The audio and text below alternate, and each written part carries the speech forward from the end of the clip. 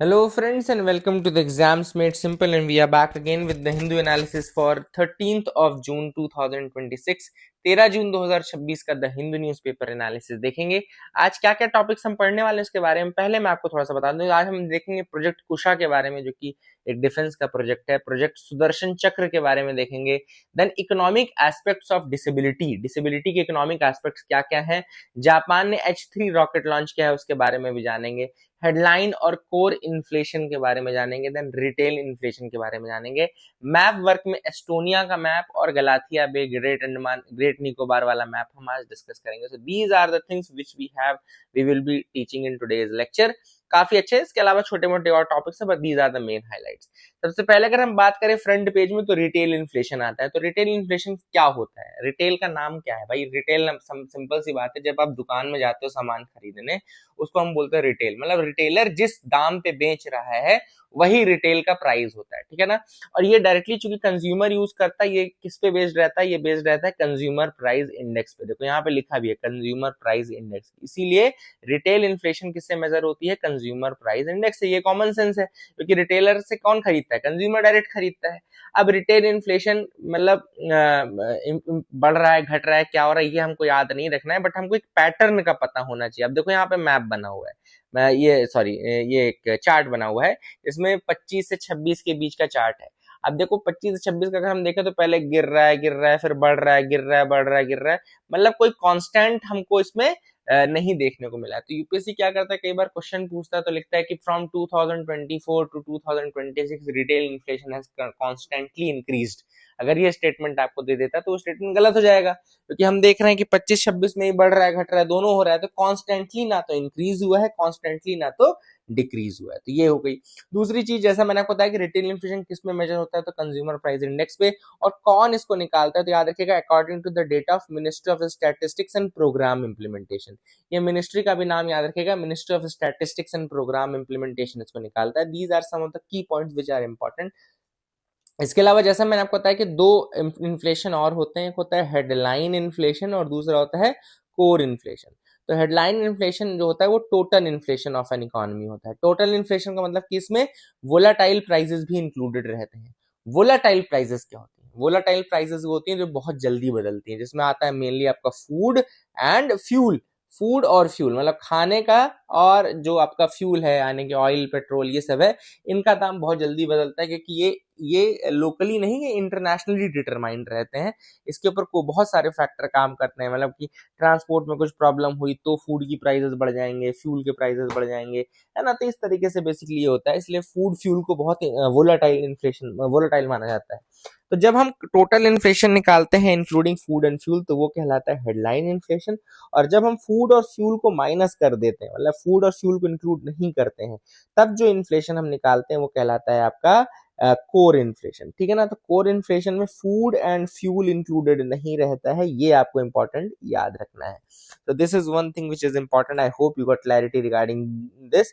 21 जून को world yoga day है, international yoga day है। तो ये उसकी फोटो है, ये उसके रुझान ही शुरू हो गए कि अब लोग योगा करने कैसे बैठ रहे हैं, क्या कर रहे हैं।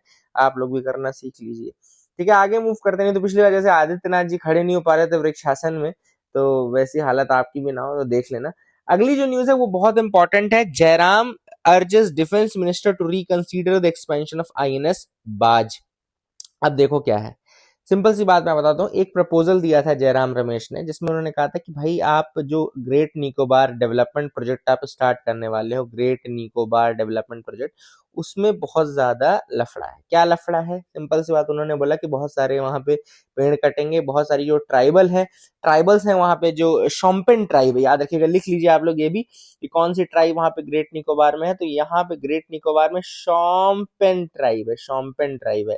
तो शोम्पेन ट्राइब का डिस्प्लेसमेंट होगा, एंड इस कारण से उन्होंने ये कहा था कि आप वहां पे अलग से एयरपोर्ट ना बनाएं, जिसमें कि बहुत ज्यादा जगह भी जाएगी और बहुत ज्यादा लोकेलिटी को भी इम्पैक्ट पड़ेगा, बल्कि आप आईएनएस बाज भी वहीं पे है। तो आप आईएनएस बाज में जो मतलब लैंडिंग और टेक ऑफ का प्लेटफॉर्म है, उसको आप थोड़ा इनहेंस कर लीजिए, और उसी में सिविलियन प्लस डिफेंस दोनों कर लीजिए, है ना। सिविलियन प्लस डिफेंस दोनों आईएनएस बाज में कर लीजिए। ये रिजेक्ट कर दिया गया था डिफेंस मिनिस्ट्री के द्वारा। और यहाँ पर उन्होंने जो रीजन दिया था वो उन्होंने इन्वायरमेंटल रीजन दिया है। मतलब कि अब आप हिपोक्रेसी देखिए कि वो रीजन वहां पे दे रहे हैं कि हम इसलिए नहीं करेंगे कि इससे इन्वायरमेंट को ये खतरा है, वो खतरा है, ये है, बहुत सारी चीजें हैं, लेकिन ग्रेट निकोबार में बनाने के, गलाथिया बे ग्रेट निकोबार में बनाने के लिए तैयार है। ग्रीनफील्ड एयरपोर्ट मतलब पूरा का पूरा नया से बनाने के लिए। तो उन्होंने यही कहा है जयराम रमेश ने कि भैया आप ग्रीनफील्ड एयरपोर्ट बनाओगे गलाथिया बे ग्रेट निकोबार में, it will carry heavier ecological and social cost. तो इसमें इकोलॉजिकल कॉस्ट भी ज्यादा है, यानी कि इन्वायरमेंट को नुकसान भी ज्यादा है, और सोशल कॉस्ट भी ज्यादा है, यानी कि जो वहाँ पे ट्राइब्स है, शॉम्पेन ट्राइब है, उसको भी नुकसान है ना। और वहीं पे आप अगर आईएनएस बाज के रनवे का एक्सपेंशन करोगे तो वो आप कर सकते थे, है ना। लेकिन डिफेंस मिनिस्ट्री का करना है कि नहीं नहीं, it would damage the surrounding environment. अगर हम आईएनएस बाज के एक्सपेंशन करते हैं तो वो सराउंडिंग इन्वायरमेंट को डिस्ट्रॉय करेगा, लेकिन नया बनाएंगे तो वो नहीं करेगा। अब आप समझ लो इतना क्या चल रहा है ना। आई hope you got clarity regarding that. और यहाँ पे जयराम रमेश का ये भी कहना है कि जो ग्रेट निकोबार है वो इंपॉर्टेंट बर्ड एरिया है, जहाँ पे 2 इंटरनेशनल माइग्रेटरी रूट्स भी आते हैं, क्या central Asian and east Asian Australasian flyway. तो सेंट्रल एशियन और ईस्ट एशियन ऑस्ट्रेलेशियन फ्लाईवे भी वहीं पड़ता है। तो ऐसे में बर्ड्स को भी नुकसान होगा। अगर आप पूरा नया ग्रीन फील्ड बनाएंगे तो आप इसी में, अगर आप जो बना बनाया उसी को एक्सपैंड कर लेते, है ना। तो that is the thing which is there. ये आप जरूर याद रखना। आईएनएस बाज क्यों न्यूज में था, गलाथिया बे क्या है, एक बार मैं आपको दिखा भी देता हूँ। Let me show you that as well. यहाँ पे देखो, जब जब आप अंडमान एंड निकोबार का मैप देखोगे ना, तो ऊपर अंडमान आइलैंड से, नीचे निकोबार आइलैंड से। निकोबार में भी सबसे नीचे वाला पार्ट जो है वो ग्रेट निकोबार है। दिख रहा है ग्रेट निकोबार, सबसे नीचे ग्रेट निकोबार है। तो ग्रेट निकोबार जब हम खोलेंगे ना, ग्रेट निकोबार का डिटेल जब देखेंगे तब देखेंगे वो कैंपेबल बे नेशनल पार्क और यहाँ पे गलाथिया नेशनल पार्क, ठीक है ना। तो यही है। और यहाँ पे देखो dual use civilian and military international airport दिख रहा है आपको, यहाँ बनाने की बात चल रही है। This is the thing. इसके अलावा ग्रेट निकोबार डेवलपमेंट में ट्रांसशिपमेंट पोर्ट बनाने की बात चल रही है, वो भी मैंने बता दिया। Gas and solar based power plant बनाने की बात चल रही है। इसके अलावा township and with residential commercial logistic and defence facilities. And नीचे सबसे नीचे इंदिरा पॉइंट है आपका, तो वो आप देख लीजिए। आई hope you got clarity regarding that आज आपको समझ में आ गया होगा। आगे मूव करते हैं, देखते हैं और क्या इंपॉर्टेंट न्यूज आर्टिकल है। ठीक है, अगला है project Kusha, our indigenous air defence shield will be a game changer, says Rajnath Singh ji. तो यहाँ पे एक इंडिजिनस प्रोजेक्ट है जिसका नाम है कुशा। प्रोजेक्ट कुशा लिख लीजिए आप। एयर डिफेंस का प्रोग्राम है, air defence programme. Air defence मतलब कि हवा में ही हम अपनी चीजों को, दूसरों के अटैक को रोकने की जो काबिलियत है उसको बोलते हैं। And it will be game changer for India security architecture, है ना, याद रखिएगा। ऑपरेशन सिंदूर में भी उन्होंने कहा कि हमने बहुत बड़ा यूज किया इसका। तो प्रोजेक्ट कुशा आपको याद रखना है। अभी उन्होंने recently advanced weapon system complex जो है वो डीआरडीओ का लॉन्च किया, एडवांस्ड वेपन डिफेंस कॉम्प्लेक्स। और डीआरडीओ के द्वारा ही ये प्रोजेक्ट रन होगा। तो प्रोजेक्ट कुशा अगर आपसे कोई पूछता है कि क्या है, तो पहले तो एयर डिफेंस का प्रोजेक्ट है, दूसरा कौन इसको हैंडल कर रहा है, तो इसको हैंडल कर रहा है डीआरडीओ। तो इसको हैंडल कौन करेगा, डीआरडीओ, ठीक है ना। तो ये भी एक इंपॉर्टेंट चीज है जो आप याद रखेगा। एंड देखो लिखा है यहाँ पे पूरा डिटेल की project Kusha is a long range air defence missile system which is being developed by DRDO to provide a comprehensive shield against a wide range of aerial threats. तो प्रोजेक्ट कुशा एक long range air defence missile system है, long range air defence missile system, जिसको develop किया जा रहा है by DRDO and it will provide comprehensive shield against wide range of aerial threats, ठीक है ना। तो ये एक इंपॉर्टेंट चीज है जो आपको याद रखनी है। इसके अलावा प्राइम मिनिस्टर ने एक मिशन और मतलब सजेस्ट किया था जिसका नाम था मिशन सुदर्शन चक्र। It was announced by prime minister during the independence day address of 2025। तो प्रोजेक्ट सुदर्शन चक्र जो है it would also establish a multi layered missile defence shield, है ना। वो केवल लॉन्ग रेंज एयर है, ये multi layer missile defence shield है which will be capable of protecting military assets, critical infrastructure and civil establishments across the country। पूरी country में military establishment, civilian जो क्रिटिकल इंफ्रास्ट्रक्चर है, सिविलियन एस्टेब्लिशमेंट्स है, उन सबको बचाने के लिए प्रोजेक्ट सुदर्शन चक्र ये ऑल राउंड है, ठीक है ना। और वो लॉन्ग रेंज एयर डिफेंस है। I hope you got clarity regarding that as well, ये भी समझ में आ गया होगा। आगे मूव करते हैं, equality for treatment of persons with disabilities. अब ये जो आर्टिकल है ये बता रहा है, सबसे पहले इसने प्रॉब्लम बताई है डिसेबिलिटी की जो इंडिया में है, कि India has 4.5 to 6 crore persons with disabilities today. अभी लगभग 4.5 से 6 करोड़ के आसपास पर्सन विद डिसेबिलिटीज हैं, लेकिन डिसेबिलिटी पेंशन सिस्टम अभी भी इंडिया में बहुत फ्रेगमेंटेड है, उनको मिलती नहीं है, बहुत अंडर फंडेड है और बहुत आर्बिट्ररी है, मतलब कहीं पे भी दे दे रहे हैं, कुछ भी दे दे रहे हैं, फ्रेगमेंटेड भी है और अंडर फंडेड भी है। तो अब क्या करना चाहिए, क्या नहीं और क्यों करना चाहिए? तो सबसे पहले ऑथर ने देखो बताया, देखो जैसे मैंने बताया नंबर्स बताए, तो नंबर्स यहाँ पे मैंने ऑलरेडी आपको बता दिया कि 4.5 से 6 करोड़ के आसपास है, ठीक है ना। और हमारा जो सिस्टम है वो कैसा है भैया, आर्बिट्ररी है और अंडर फंडेड है। न केवल अंडर फंडेड है बल्कि हमारा सिस्टम बिल्कुल है ही नहीं एक तरीके से। हम कितना खर्चा करते हैं जीडीपी का डिसेबिलिटी पे, तो वो केवल हम 0.02% करते हैं। वहीं पे अगर हम साउथ अफ्रीका को देखें तो 0.12 से 15%, यानी कि 6 गुना ज्यादा हमसे करता है साउथ अफ्रीका। ब्राजील हमसे 20 गुना ज्यादा करता है। ओईसीडी कंट्रीज हमसे 110 गुना ज्यादा करती हैं। ऑस्ट्रेलिया हमसे 20 गुना ज्यादा करता है डिसेबिलिटी पे। तो ओईसीडी कंट्रीज 110 गुना ज्यादा, 110 टाइम्स ज्यादा हमसे खर्चा करते हैं डिसेबिलिटी पे, ठीक है ना।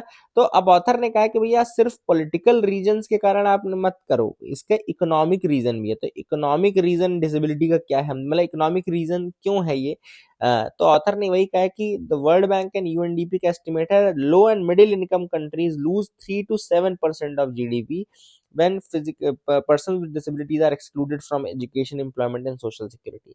तो यूएनडीपी का ये कहना है, वर्ल्ड बैंक का ये कहना है कि आप 3 से 7% ऑफ जीडीपी लूज करते हो, 3% to 7% ऑफ जीडीपी लूज करते हो अगर पर्सन विद डिसेबिलिटी के लिए proper education, proper employment, proper social security नहीं दी गई है तो, ठीक है ना। और अगर आप डिसेबिलिटी की इनकम प्रोवाइड करोगे तो उससे न केवल स्टेबिलिटी बढ़ेगी हाउस होल्ड की, रूरल कंजम्पशन भी बढ़ेगा और लेबर पार्टिसिपेशन भी बढ़ेगा। तो इससे इकोनॉमिक बेनिफिट भी रहते हैं। तो अब ऐसे में ऑथर ने क्या सजेस्ट किया है? ऐसे में ऑथर ने सजेस्ट किया है MUDPFR। MUDPFR क्या है? यह है minimum universal disability pension flow rate, ठीक है ना। कि इंडिया को स्टैब्लिश करना चाहिए minimum universal disability pension flow rate, MUDPFR, और इसके बेसिस पे वो देना चाहिए, उसको पैसा देना चाहिए। एक इससे होगा क्या कि एक सेंट्रल सिस्टम बनेगा। इसके लिए उन्होंने एक सेंट्रल बॉडी भी सजेस्ट की है। जैसे उन्होंने बोला कि भाई अभी भी 2 अलग अलग बॉडीज काम कर रही हैं, वो मैं आपको दिखाता हूँ आगे। तो सबसे बड़ा इससे जो मतलब सिद्ध होगा वो है आर्टिकल 41, जो हमारा कॉन्स्टिट्यूशनल आर्टिकल है, डीपीएसपी में आता है आर्टिकल 41 की, provide public assistance to persons with disabilities, है ना। ये हम हमारे यहाँ आर्टिकल 41 में ऑलरेडी मेंशन्ड हुआ है, ठीक है ना। और हमारे यहाँ एक एक्ट भी है 2016 में आया था, rights of person with disabilities, उसका सेक्शन 24 भी है जो कहता है पब्लिक असिस्टेंस देने की आवश्यकता है। तो यही है MUDFR, जो हम कई बार यूनिवर्सल बेसिक पेंशन बोलते थे ना, तो यूनिवर्सल बेसिक पेंशन सबके लिए है, पर ये जो है ये केवल राइट पर्सन विद डिसेबिलिटीज के लिए रहेगा, लेकिन यूनिवर्सल रहेगा, ठीक है। तो ये कोई अनरियलिस्टिक प्रपोजल नहीं है। Already south Africa, already Brazil ये देते हैं। साउथ अफ्रीका प्रोवाइड करता है नेशनल डिसेबिलिटी ग्रांट और ब्राजील प्रोवाइड करता है यहाँ पे national minimum income. Australia and New Zealand भी इस तरीके का पेंशन सिस्टम बना चुके हैं। बहुत सारी developing countries, Kenya, Rwanda, Thailand, Indonesia, वो भी डिसेबिलिटी इनकम सपोर्ट प्रोवाइड करते हैं, डिसेबिलिटी इनकम सपोर्ट प्रोवाइड करते हैं। तो कोई बहुत अनरियलिस्टिक नहीं है, ऑलरेडी बहुत लोग दे रहे हैं, ठीक है ना। तो वही MUDFR की बात चल रही है। ऑथर ने ये भी कहा कि हमारा सिस्टम फ्रेगमेंटेड क्यों है, क्योंकि 2 अलग अलग बॉडीज इन्वॉल्व है। एक तो मिनिस्ट्री ऑफ रूरल डेवलपमेंट कुछ पैसा देती है, कुछ पैसा department of empowerment of person with disabilities देता है। तो इससे क्या होता है, इससे ऑब्वियस बात है डुप्लीकेशन होता है, मॉनिटरिंग प्रॉपर नहीं होती, डिले होता है, ऑल दिस थिंग। तो ऐसे में हम क्या कर सकते हैं कि एक सेंट्रल बॉडी बना सकते हैं जिसका नाम होगा national disability pension authority. National disability pension authority ये बॉडी बना दो, और ये बॉडी फिर मैनेज करेगी किसको कितना पैसा देना है, कब देना है, वो सारी चीजें। तो ऑथर ने ये भी सजेशन दिया है। और जो नेक्स्ट लॉजिकल स्टेप है वो है MUDPFR होना चाहिए, डिजिटल इंक्लूजन होना चाहिए पर्सन विद डिसेबिलिटीज का, उनको डायरेक्ट बेनिफिट ट्रांसफर करो, पैसा दो और उनका फिर बेनिफिट इकोनॉमी को मिलेगा। तो दिस वाज द एडिटोरियल, जो डिटेल्ड एडिटोरियल था। आई होप यू गॉट क्लैरिटी। आगे मूव करते हैं, देखते हैं और क्या इंपॉर्टेंट न्यूज आर्टिकल है। एस्टोनिया के बारे में कि एस्टोनिया इंडिया के साथ डिफेंस टाइज बढ़ाना चाहता है। तो भैया डिफेंस टाइज बढ़ाना चाहता है तो देख लेते हैं एक बार, है ना। ठीक है, तो मैप देख लेते हैं। तो जब आप ये मैप देखेंगे तो ऊपर आपको यहाँ पे नॉर्डिक कंट्रीज दिख रही होंगी, फिनलैंड दिख रहा है, ठीक है ना। फिनलैंड के नीचे आप देखोगे तो गल्फ ऑफ फिनलैंड आता है, फिर गल्फ ऑफ फिनलैंड के नीचे जैसे ही आओगे तो वहां पे आपका एस्टोनिया दिख जाएगा, ठीक है ना। तो एस्टोनिया आपको यहाँ पे दिख रहा है। एस्टोनिया की कैपिटल तालीन दिख रही होगी, देखो तालीन आपकी है। एंड कुछ कुछ जगहें देख लेते हैं यहाँ पे कहाँ से लोकेटेड है, तो गल्फ ऑफ फिनलैंड को टच करता है एस्टोनिया। देन यहाँ पे बाल्टिक सी को टच करता है, क्योंकि बाल्टिक नेशन तो है ही, एस्टोनिया, लातविया, लिथुआनिया ये सब बाल्टिक नेशन में ही आते हैं। तो ये आपका देखो लातविया भी है, यहाँ पे लातविया है ना, नीचे दिख रहा है ना लातविया इधर साइड, तो ये है। गल्फ ऑफ रीगा आपको दिख रही होगी, है ना, इधर साइड एस्टोनिया रशिया को भी टच करता है, देखो ये रशिया का भी पार्ट आ रहा है इधर, रशिया को भी टच करता है, तो ये भी आप देख लीजिए, है ना। तो all this things are important. और इसके अलावा लेक पीपस आपको दिख रही होगी, लेक पीपस दिख रहा है, लेक पीपस एस्टोनिया, बस कुछ कुछ नाम याद रखना। पारनू रिवर है, पारनू रिवर एस्टोनिया में है। क्या होता है कई बार ऐसे ज्योग्राफिकल ऐसी चीजें पूछ लेता है जो इस इन तरीके से मैपों से हमने पढ़ी होती है, जैसे गल्फ ऑफ रीगा अगर पूछ ले तो आपको एटलीस्ट दिमाग में रहेगा कि यार पढ़ा था जब एस्टोनिया वाला पार्ट देखा था, तो है ना। तो that is a thing which is important. I hope you got clarity. आगे मूव करते हैं। यहाँ पे following earlier setback Japan H3 rocket lift off, यहाँ पे बात चल रही है जापान के H3 रॉकेट की जो कि लिफ्ट ऑफ हुआ है। इसमें मेन तो पहले आप ये तानेगाशिमा स्पेस स्पेस सेंटर देख लीजिए, ये जापान का है, तानेगाशिमा स्पेस स्पेस सेंटर। और यहाँ पे प्रीफेक्चर्स होते हैं, तो ये कागोशिमा प्रीफेक्चर में है, जापान को जो डिवाइड किया जाता है वो प्रीफेक्चर्स में डिवाइड किया जाता है, ठीक है। इसके अलावा मैं कुछ और फैक्ट्स आपको बताता हूँ कि जापान ने H3 रॉकेट सक्सेसफुली लॉन्च किया है तानेगाशिमा स्पेस सेंटर, जो कि आपका सदर्न जापान वाले पोर्शन में है। 6 स्मॉल सैटेलाइट्स वहां से गई हैं। मैटर क्यों करता है, क्योंकि प्रीवियस H3 मिशन जो था वो फेल हो चुका था, है ना। तब सेकेंड स्टेज में जो इंजन था वो टर्मिनेट हो गया था प्रीमैच्योरली, एंड लॉन्च जो है इस कारण से अटक गया था। जापान का क्रूशियल था ये कमबैक के लिए। जापान की जो स्पेस एजेंसी है जाक्सा, JAXA, उसने रिसेंटली अभी 5 सक्सेस एंड 2 फेलियर्स देखे हैं, ठीक है। और करंट अफेयर्स के पॉइंट ऑफ व्यू से S3 जापान का नेक्स्ट जेन लॉन्च व्हीकल भी है, जो कि रिप्लेस करेगा ओल्डर H2A को। याद रखिएगा H2A को रिप्लेस करेगा H3, तो इस कारण से ये एकदम नेक्स्ट जनरेशन लॉन्च व्हीकल भी है। तानेगाशिमा स्पेस सेंटर की लोकेशन इंपॉर्टेंट है। और ये इसमें एक सैटेलाइट गई है शिराइतो, शिराइतो सैटेलाइट जो है that has gone for space debris के रिमूवल के लिए गई है, तो वो भी इंपॉर्टेंट है। तो जैसे इंडिया में LVM3 है, इसरो है, वहीं जापान में H3 अब आएगा, और स्पेस एक्स फैल्कन 9 का तो है ही। तो all this things are comparative. I hope you got clarity, आपको समझ में आ गया होगा। That is it for the day. Keep loving us, keep sharing us, thank you, have a nice day.